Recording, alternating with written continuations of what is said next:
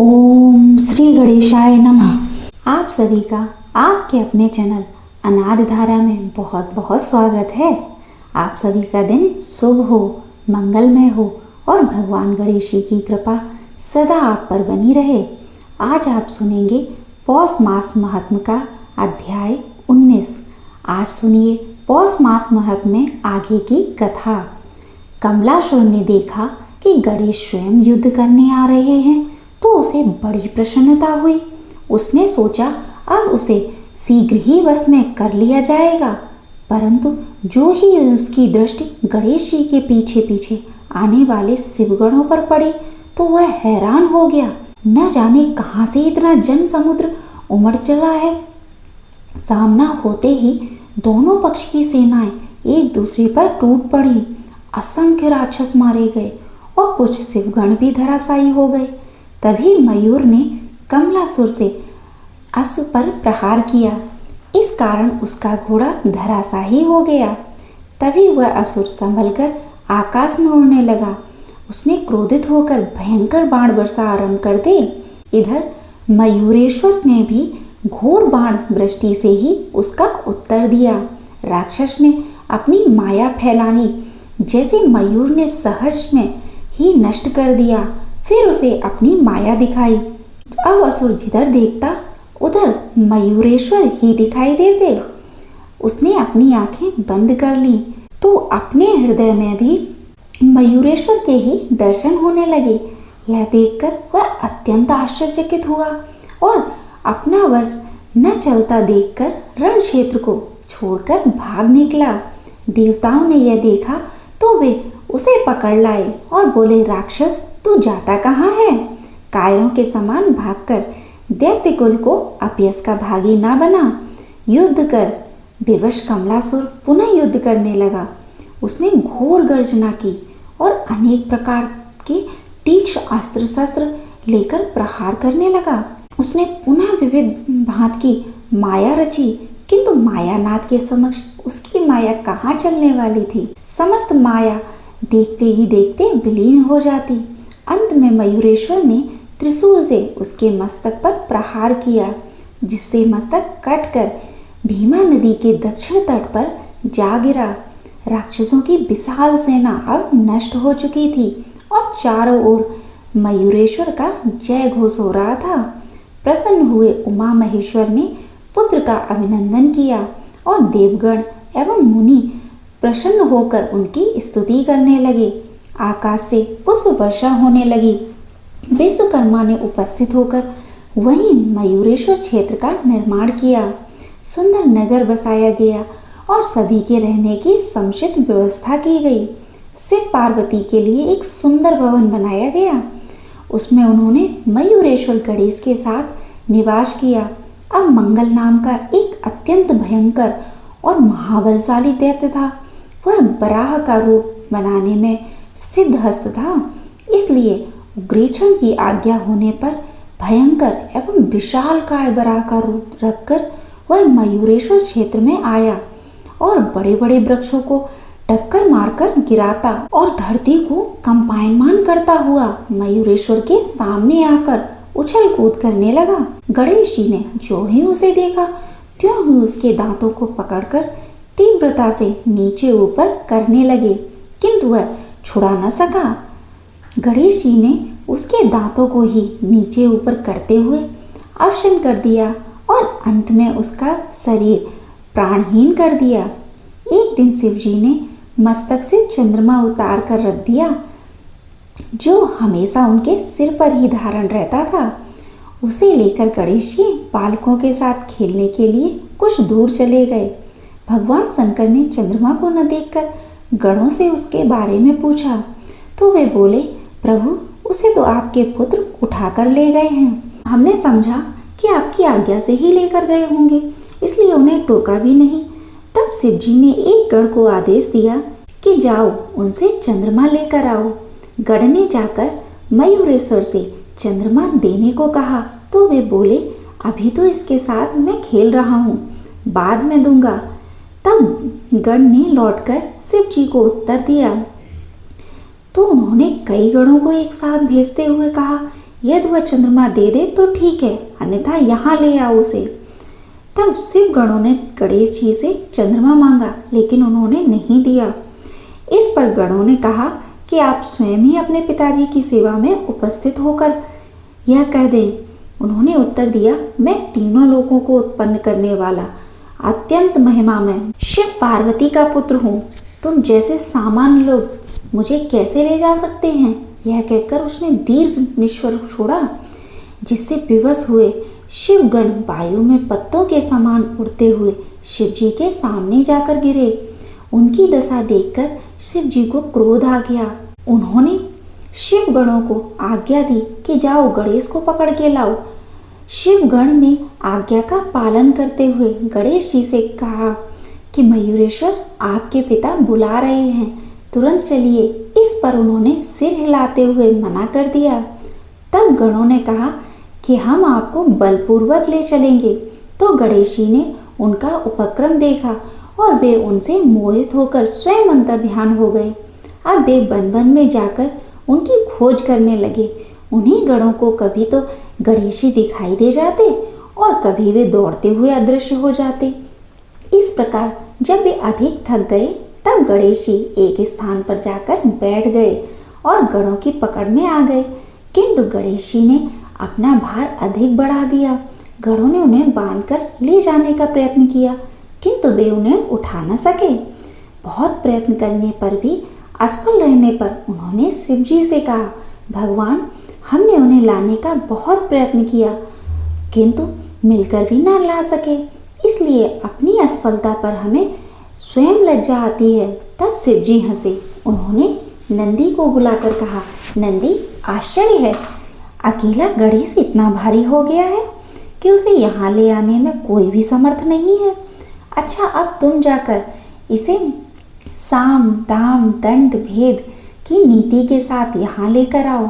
तब शिव जी की आज्ञा पाकर नंदी चले और मुनि कुमारों के साथ खेलते हुए गणेश जी से जाकर बोले, गणपति, आपके पूज्य पिताजी बुलाते हैं, इसलिए शीघ्र ही आप वहाँ चलिए।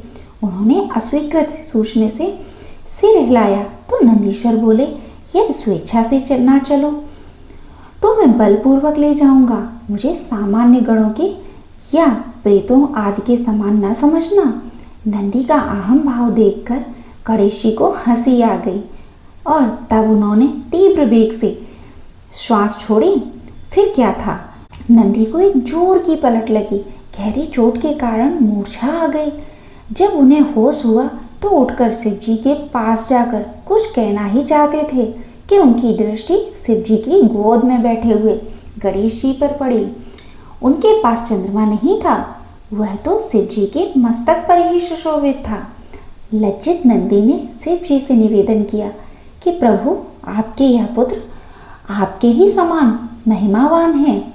आज से हम इन्हें भी अपना स्वामी मानते हैं। तभी समस्त शिवगण उनकी स्तुति करके जय घोष करने लगे। गणेश्वर, गणपति, गणराज की जय हो, गणेश की जय हो, मयूरेश्वर की जय हो। अब मयूरेश्वर की 13वीं वर्षगांठ थी। गौतम आदि ऋषियों ने वहां आकर इंद्रयाग यज्ञ कराया। तभी वहां कल विकल नामक 2 राक्षस आकर अनेक प्रकार के उपद्रव करने लगे। उन्होंने भैंसे का प्रचंड रूप धारण किया हुआ था। गणराज ने उनके मस्तक पर वज्र के समान मुक्के का प्रहार किया, जिससे वे अत्यंत व्याकुल होकर धरती पर गिर गए और रक्त बमन करते हुए यह लीला से मुक्त हो गए। इंद्रयाग में गणेश जी ने देवराज इंद्र की उपेक्षा कर उन असुरों को मारा था। पहले तो इंद्र अपनी उपेक्षा का कारण न समझ सके, किंतु असुरों के मारे जाने पर उन्हें अपनी भूल का एहसास हुआ और उन्हें मयूरेश्वर की स्तुति करके प्रसन्न किया। गणेश जी की 15 वर्ष के हो गए। इस आयु तक भी अनेकों राक्षसों का संहार कर चुके थे। इस कारण उनकी ख्याति सर्वत्र फैल गई थी। उनके अद्भुत कर्मों को देखकर देवगण प्रसन्न हो रहे थे। उनकी विवाह योग्य अवस्था देखकर जगत जननी पार्वती जी ने एक दिन शिव जी से निवेदन किया, प्रभु, गणेश की आयु विवाह योग्य हो गई है, इसलिए कोई सुंदर, सुशील और गुणवती कन्या देखकर इसका विवाह कर देना है। तब शिव जी ने कहा, प्रिय, मैं भी यही सोचता था, परंतु यह बाधा सम्मुख है कि इसके समान गुण वाली कन्या की खोज कहाँ की जाए।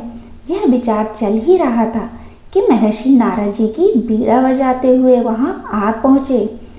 शिव और शिवा ने उनका अत्यंत स्वागत सत्कार करके बैठने को श्रेष्ठ आसन दिया। तभी शिव जी ने कहा, देवऋषि, आज तो आपके दर्शन बहुत समय के पश्चात हुए हैं। तब नारद जी बोले, हाँ प्रभु, कुछ इधर आना ही नहीं हुआ।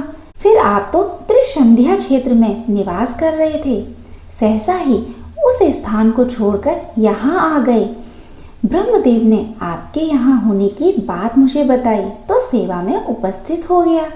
इसी प्रकार वार्तालाप चलने लगा। तभी शिव जी बोले, मुनिवर, मयूरेश्वर विवाह योग्य प्रतीत होता है, इसके अनुकूल कोई गुणवती कन्या बताने की कृपा कीजिए। तब देवऋषि बोले, ब्रह्मा जी ने इसीलिए तो मुझे यहाँ भेजा है। उनकी 2 कन्याएं हैं, सिद्धि और बुद्धि, सब प्रकार से सुयोग्य, अत्यंत सौंदर्यमय और गुणों को तो कहना ही क्या है। मेरा निवेदन है कि गणेश जी के लिए आप उन दोनों कन्याओं को स्वीकार करने की कृपा करें। शिव और शिवा दोनों ही बहुत प्रसन्न हुए। विवाह की तिथि निश्चित हुई और दोनों ओर से निमंत्रण पत्र भेजे जाने लगे। सर्वत्र आनंद छा गया। देवगण, ऋषिगण, शिव और मुनि कुमार सभी प्रसन्न हो उठे। समय पर बर यात्रा की तैयारी आरंभ हुई। बारात बड़ी विचित्र थी। सभी देवता अपने अपने अद्भुत वाहनों पर सवार होकर चल दिए। इंद्र ऐरावत पर, शिवा और शिवजी नंदी पर तथा गणेश जी मयूर पर बैठे थे। पवन देव ने पुष्पों का यान जैसा बनाया और उस पर बैठकर चल उड़े। समस्त बाराती समुदाय मस्ती से झूम रहा था। यह बर यात्रा गंडकी नगर की ओर जाने वाले मार्ग से जा रही थी। मध्य में 7 करोड़ दैत्यों का एक शिविर लगा था। बर यात्रा के विशाल जनसमूह को देखकर असुरों को कौतूहल हुआ और वे बोले, कौन हो तुम लोग? कहाँ के रहने वाले हो और कहाँ जा रहे हो? समूह में से कुछ ने बताया, मयूरेश्वर क्षेत्र में रहते हैं। ब्रह्मा जी की पुत्रियों का विवाह है, वहाँ बारात लेके जा रहे हैं। असुर उद्दंड और युद्ध प्रिय थे, तो वे बोले, दैत्यराज उग्रेषण की आज्ञा है, तुम्हारे पास क्या? तुम नहीं जानते कि उनकी आज्ञा के बिना कोई जनसमूह इधर से उधर हलचल नहीं कर सकते हैं, चाहे वो बर यात्रा हो या तीर्थ यात्रा। देवगणों ने समझाते हुए कहा, यह कोई ऐसा कार्य नहीं है जिसके लिए दैत्यराज की अनुमति आवश्यक होती, इसलिए व्यर्थ ही शुभ कार्य में विघ्न मत डालिए। दैत्य सेनापति बोला, बकवास न करो, हमको जैसा आदेश है वही करेंगे। यहाँ से आगे बढ़ने का विचार छोड़ो और चुपचाप वापस लौट जाओ। तब गणराज को उसकी उद्दंडता अच्छी नहीं लगी। वे तीव्र स्वर में बोले, व्यर्थ बातें मत बनाओ, चुपचाप मार्ग छोड़ दो, अन्यथा सेना सहित नष्ट हो जाओगे। दैत्य सेनापति ने कहा, आज बड़ा अच्छा दिन है, हमारा आहार स्वयं हमारे पास आ गया है। तुम्हारे जैसा मनुष्यों को ही तो हम खा जाने के लिए ढूंढते हैं। इसके बाद उसने आक्रमण का आदेश दिया। उधर से भी शिवगण आगे बढ़े और देवगण उनकी सहायता करने लगे। बड़ा भयंकर युद्ध होने लगा। मयूरेश्वर ने दर्भास्त्र के प्रयोग का आदेश दे दिया तो मुनि कुमारों ने हाथ में जल लेकर दर्भास्त्र का संकल्प जल छोड़ा। बस फिर क्या था, गर्भ के सूक्ष्म अण असुर सेना में फैलकर उनके आँख, कान, नाक आदि मार्गों में सांस के साथ शरीर में प्रवेश करके हृदय को पीड़ित करने लगा। गर्भखंडों ने असुरों को व्याकुल कर दिया। कुछ बहरे हुए, कुछ अंधे, कुछ सांस मार्ग छीन गया, कुछ के फुफ्फुस और हृदय बिन हो गए। इस कारण रक्त बमन करने लगा। इस प्रकार कुछ ही क्षणों में वह राक्षसी सेना पूर्ण रूप से नष्ट हो गई। बालकों ने कहा, देव, आपकी आज्ञा से हमने विशाल दैत्य सेना का वध कर दिया। अब और जो कहो वही करें। वर यात्रा पुनः पूर्ववत आगे बढ़ने लगी। धीरे धीरे इतनी दूर पहुंच गए कि वहां से उग्रीछण की राजधानी गंडकी नगर 1 योजन दूर रह गया। वहां गणेशी अपने वाहन मयूर से उतर पड़े। अब यहाँ गणेशी ने एक बृहद सिंहासन की स्थापना की जो अत्यंत सुंदर, दिव्य तथा भव्य था। उस पर उन्होंने शिव और शिवा तथा प्रमुख ऋषियों को बैठाया और अन्य सबको सिंहासन के आगे बैठने की व्यवस्था की। इस प्रकार समस्त जनसमूह वहां विश्राम के लिए ठहर गया। तब ये मयूषर बोले, जनक जननी, ऋषिगण, देवगण एवं शिवगण आदि अभी गंडकी नगर में अनेक देवताओं के साथ भगवान श्री हरि रह रहे हैं। जब तक वे मुक्त न हो जाएं, तब तक विवाह उत्सव में कोई आनंद नहीं आएगा। इसलिए मेरी प्रतिज्ञा है कि मैं उन्हें मुक्त कराए बिना विवाह नहीं करूंगा। इसलिए कोई बुद्धिमान पुरुष दैत्यराज के पास जाकर उन्हें मुक्त करने का संदेश दे और वह उन्हें मुक्त करना स्वीकार न करें तो हमें उससे युद्ध करना होगा। ब्रह्मा जी ने साधु कहकर गणेश की प्रशंसा की और पुष्पदंत को दूत बनाकर भेजने का प्रस्ताव किया। किंतु पुष्पदंत ने कहा, यदि मैं दैत्यराज के सामने गया तो मुझे उसकी बातों से शीघ्र ही क्रोध आ जाएगा। इस कारण मैं नीति की रक्षा करने में असमर्थ रहूंगा। मैं तो उससे युद्ध क्षेत्र में ही मिलना चाहता हूँ, इसलिए उसके पास किसी अन्य को भेजना ही उचित होगा।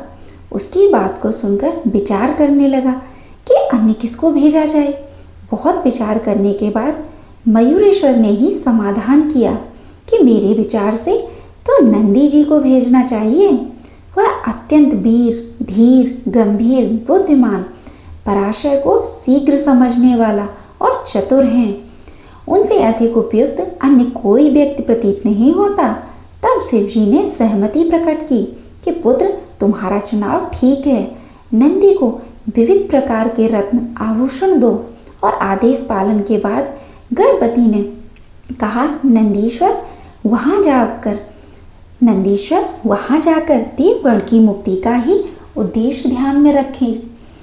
आपको सफलता प्राप्त हो। नंदीश्वर ने शिव और शिवा तथा गणेश्वर को प्रणाम कर वायु वेग से प्रस्थान किया और उग्रीछण के सभा द्वार पर द्वारपालों को अपना परिचय देकर दैत्यराज से मिलने की बात कही। द्वारपाल ने जाकर सूचना दी तो उसने उन्हें बुला लाने की आज्ञा दे दी। नंदीश्वर ने उस विशाल, भव्य एवं सुसज्जित सभा में प्रवेश किया। इसके आगे का वृतांत आप अगले अध्याय में सुनेंगे। आइए अब आपको सुनाते हैं प्रभु भक्ति की एक बहुत ही सुंदर कथा। एक गोवर्धन डाकू नाम का एक चोर था। एक दिन राजकर्मचारी उसे पकड़ने के लिए उसका पीछा कर रहे थे। वह उनसे बचने के लिए एक भागवत कथा के पंडाल में जाकर पहुंच गया। राजकर्मचारी वहां तक पहुंचे, लेकिन उन्होंने सोचा कि वह तो चोर है, सत्संग में नहीं जाएगा, और यह सोचकर वे वहां से चले गए। पंडाल में वह चोर कुछ घंटों तक कथा सुनता रहा। कथा में श्री कृष्ण के बाल स्वरूप का वर्णन हो रहा था। कथावाचक ने कहा, ठाकुर जी अभी 7-8 वर्ष के बालक हैं। बालक श्याम सुंदर रोज सोने की छड़ी, सोने का मुकुट धारण करके गाय चराने जाते हैं। चोर तो था ही, और सोने की बात सुनकर उसके कान खड़े हो गए। उसने यह सोचा कि एक बालक जो अकेले वन में गाय चरा रहा हो, उसे लूटना तो बहुत आसान होगा। कथा समाप्त होने के बाद वह डाकू कथावाचक के पास गया और उनसे पूछा कि जिस बालक के आपने कथा सुनाई थी वह मुझे कहाँ मिलेगा। कथावाचक समझ गए कि इस व्यक्ति पर ठाकुर जी की कृपा होने वाली है। उन्होंने उससे कहा कि पुत्र, वह तो बहुत दूर वृंदावन मथुरा में रहता है। उसके पिता का नाम नंद बाबा है। प्रिय भक्तजनों, फिर चोर ने कहा कि ऐसे नहीं, मुझे पूरा पता बताइए। मैंने अच्छों को लूटा है, यह तो फिर एक बालक है। तब इस पर प्रवक्ता ने जवाब दिया कि अरे वह चोरों का भी सरदार है, तुम उसे इतनी आसानी से नहीं लूट पाओगे। डाकू बहुत ही अभिमानी था। उसने प्रवक्ता की बात सुनकर कहा कि मैं कसम खाता हूँ, जब तक उस बालक को लूट नहीं लेता मैं पानी तक नहीं पीऊँगा। तब प्रवक्ता ने मन ही मन सोचा कि अब इस डाकू का उद्धार निश्चित है, क्योंकि हमारे प्रभु इतने दयालु और उदार हैं कि यदि कोई उन्हें लूटने के इरादे से भी उनके पास जाए तो भी वे स्वयं को लुटवाने के लिए तैयार हो जाते हैं। चोर ने श्री कृष्ण का पता पूछा और उन्हें ढूंढने के लिए निकल पड़ा। प्रवक्ता ने उसे वापस बुलाया और उससे कहा कि सुनो, वे बहुत ही निडर हैं। यदि वह तुम्हारे बल से न डरे तो तुम अपने साथ थोड़ा सा मक्खन और थोड़ी सी मिश्री ले जाना, यही उनके लूटने का कारण बन सकता है। तुम्हारे भयावह स्वरूप और बल से तो वह लूटने वाला नहीं है। डाकू ने कुछ मक्खन और मिश्री ले ली और यह निश्चय किया कि वह श्री कृष्ण को लूट कर ही रहेगा। भक्तजनों, अब देखिए, वह डाकू पूरे रास्ते पैदल चलता हुआ श्री कृष्ण के पति की ओर बढ़ा। डाकू अपने नियमों का बड़ा पक्का था। उसने पूरे रास्ते पानी तक नहीं पिया। आखिरकार वह वृंदावन के पास जा पहुंचा। वहां उसने कुछ चरवाहों को देखा जो अपनी गाय चरा रहे थे। उनसे उसने पूछा श्री कृष्ण के बारे में कि वह मुझे कहाँ मिलेंगे। फिर उसने कहा, श्याम सुंदर नाम का वह बालक कहाँ है जो सोने की छड़ी लेकर, सोने का मुकुट पहनकर और सोने की करधनी बांधकर गाय चराने आता है। फिर चरवाहों ने उत्तर दिया कि वह तो पहले के युग की बात है, अब भगवान ने गोपाल रूप में अवतार लिया था। यह सुनकर डाकू ने कहा कि नहीं नहीं, यह तो एकदम ताज़ा खबर है। मैंने कुछ दिन पहले ही इसके बारे में सुना और तभी तो मैं यहाँ आया हूँ। तो मुझे भटकाओ मत, मैं स्वयं ही श्याम सुंदर को ढूंढ लूँगा। वह बेचारा भूखा प्यासा कई दिनों से पैदल चलकर आया था। जिस किसी से भी पूछता वे कहते कि यह तो बहुत पुराने समय की कहानी मात्र है। उन सब की बातें सुनकर वह निराश होने लगा और अपने भीतर ही भीतर श्याम सुंदर को पुकारने लगा। अब वृंदावन में कोई श्री श्याम सुंदर को पुकारे और वे प्रकट न हो, ऐसा भला कैसे हो सकता है कि अचानक उसके सामने का दृश्य बदल गया। उसने देखा कि बहुत ही सुंदर गाय और ग्वाल बालक उसके सामने आ गए। उन सबके बीच वही श्याम सलोना बालक था जिसके बारे में सोचते सोचते वह वहाँ तक पहुँचा था। प्रभु ने भी आभूषण धारण किए हुए थे जिसका उसने कथा में वर्णन सुना था। प्रभु ने देखा कि अलबेला भक्त उसकी ओर आ रहा है तो उसने सभी सखा को कहीं और जाने के लिए कह दिया। जब वह डाकू नज़दीक पहुंचा तो उसने प्रभु से कहा कि अपने सारे आभूषण उतार दे। तो ठाकुर जी मुस्कुरा कर बोले, ये आभूषण मेरे हैं, मैं तुम्हें क्यों दूं? डाकू ने गर्व से कहा, मेरा नाम सुनते ही अच्छे अच्छे लोग कांपने लगते हैं। जानता है मैं कौन हूँ? प्रभु ने भोलेपन से उत्तर दिया, मैं नहीं जानता। तुझे तेरा नाम क्या है? तब डाकू ने गर्व से कहा, मेरा नाम गोवर्धन डाकू है।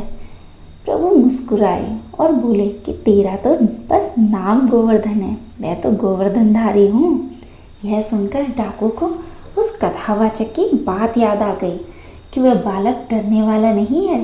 डाकू ने बहुत प्रयास किया लेकिन प्रभु पर कोई प्रभाव नहीं पड़ा। आखिरकार उसने हार मानकर कहा कि सुनो, मैं तुम्हारे लिए माखन मिश्री लाया हूँ। तो यह सुनकर तो ठाकुर जी बड़े खुश हो गए। उन्होंने सोचा दुष्ट होने के बावजूद भी इसने भागवत कथा पर इतना विश्वास किया और मुझे ढूंढते हुए यहाँ तक आ गया। तब ठाकुर जी ने माखन चखा और मुस्कुराते हुए कहा, तू भी इतने दिन से भूखा है, यह बचा हुआ माखन तू खा ले। इसके बाद प्रभु ने कहा, यह सब आभूषण ले जा, मेरी मैया के पास बहुत से आभूषण हैं, वह मुझे नए आभूषण पहना देगी। जब उसने प्रभु का दिया हुआ प्रसाद खाया तो उसके सारे विकार नष्ट हो गए, उसके अंदर की दुष्टता समाप्त हो गई और वह प्रभु की कृपा से बदल गया। उसकी आंखों से आंसू बहने लगे।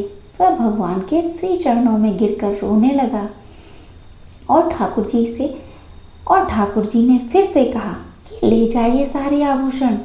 लेकिन उसने हाथ जोड़कर कहा कि हे प्रभु, मैं आपको छोड़कर यह आभूषण कैसे ले जा सकता हूँ। ठीक उसी क्षण उसकी मृत्यु हो गई और वह प्रभु का नित्य सखा बनकर उनकी सेवा में पहुँच गया। प्रिय भक्तजनों, उस चोर ने सिर्फ एक संत की बात सुनी कि एक कन्हैया नाम का बालक है जो गायें चरा रहा था और वह उसे ढूंढने निकल पड़ा। उसने प्रण लिया कि जब तक भगवान नहीं मिलेंगे तब तक वह पानी भी नहीं पिएगा। जब तक केवल प्रभु को पाने की सच्ची इच्छा रखेंगे तब भगवान हमें तुरंत मिल जाएंगे। हम लोग ज्ञान की बातें सुनते हैं, समझदार भी हैं, लेकिन भजन न होने के कारण हम उसको जीवन में उतर नहीं पाते। इसलिए सिर्फ नाम जप करके भक्ति, प्रेम, मुक्ति, शक्ति सब पाया जा सकता है। इसलिए प्रेम से, मन से, भाव से हर सांस के साथ जप करते रहिए। हरे कृष्ण कृष्ण कृष्ण कृष्ण कृष्ण हरे हरे, हरे राम राम राम हरे हरे। तो यह थी आज की प्रभु भक्ति की कथा। अब सुनिए श्रीमद् भागवत गीता का महात्म्य 15।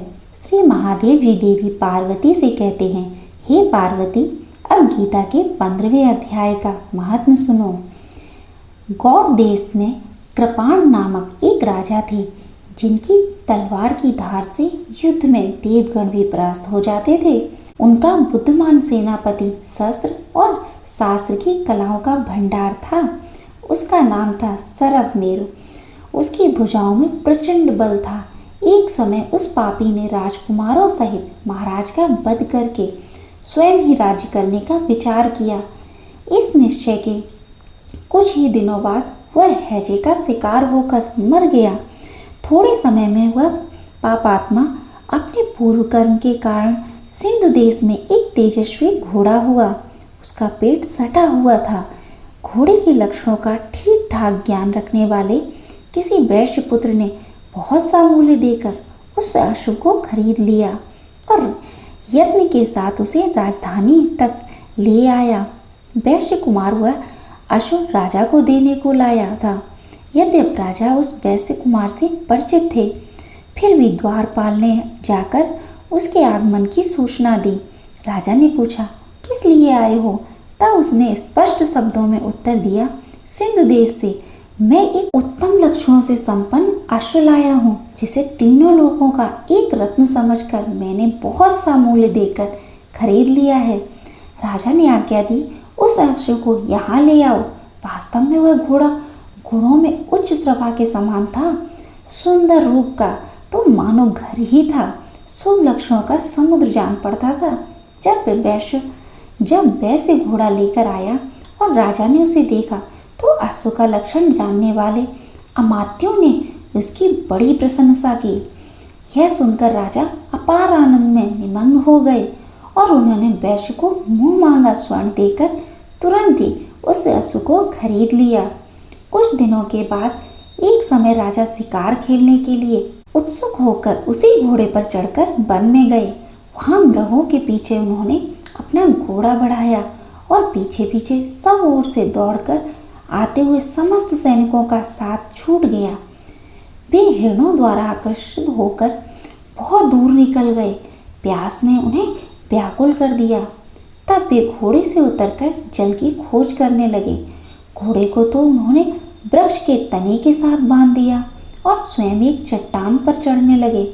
कुछ दूर जाने पर उन्होंने देखा कि एक पत्ते का टुकड़ा हवा से उड़कर शिलाखंड पर गिरा है।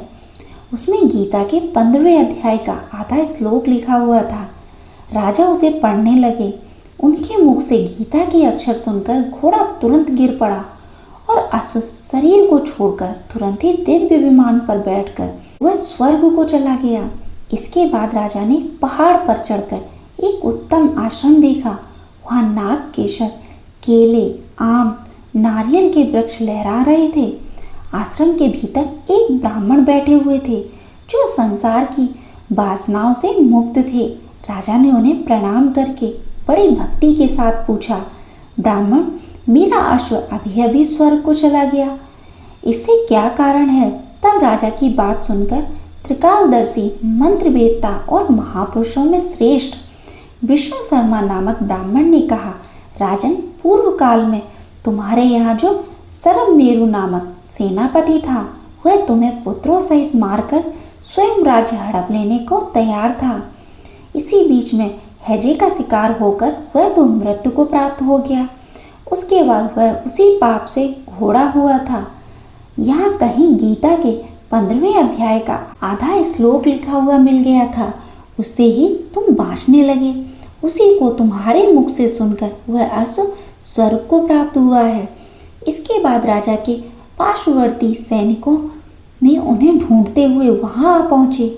उन सब के साथ ब्राह्मण को प्रणाम करके राजा प्रसन्नतापूर्वक वहां से चले और गीता के 15वें अध्याय के श्लोक अक्षरों से अंकित उसी पत्र को बांझ बांझ कर प्रसन्न होने लगे। उनके नेत्र हर्ष से खिल उठे थे। घर आकर उन्होंने मंत्रवेत्ता मंत्रियों के साथ अपने पुत्र सिंह को राज्य सिंहासन पर अभिषिक्त कर दिया और स्वयं 15वें अध्याय के जप से विशुद्ध चित्त होकर मोक्ष प्राप्त कर लिया। जय श्री कृष्ण। श्रीमद् भागवत गीता का महात्म्य 15 संपूर्ण हुआ। प्रिय श्रोताओं, अगर आपको यह वीडियो अच्छी लगी हो तो इसे लाइक करें, ज़्यादा से ज़्यादा शेयर करें और कमेंट बॉक्स में जय श्री कृष्ण अवश्य लिखें। और हाँ, अनाथ धारा चैनल को सब्सक्राइब जरूर कर दें और सब्सक्राइब करने के बाद घंटी का बटन अवश्य दबा दें, जिससे आगे आने वाली प्रत्येक वीडियो सबसे पहले आप तक पहुँचे। जय श्री कृष्ण। जय हो गणेश भगवान की। ओम गंगणपते नमः।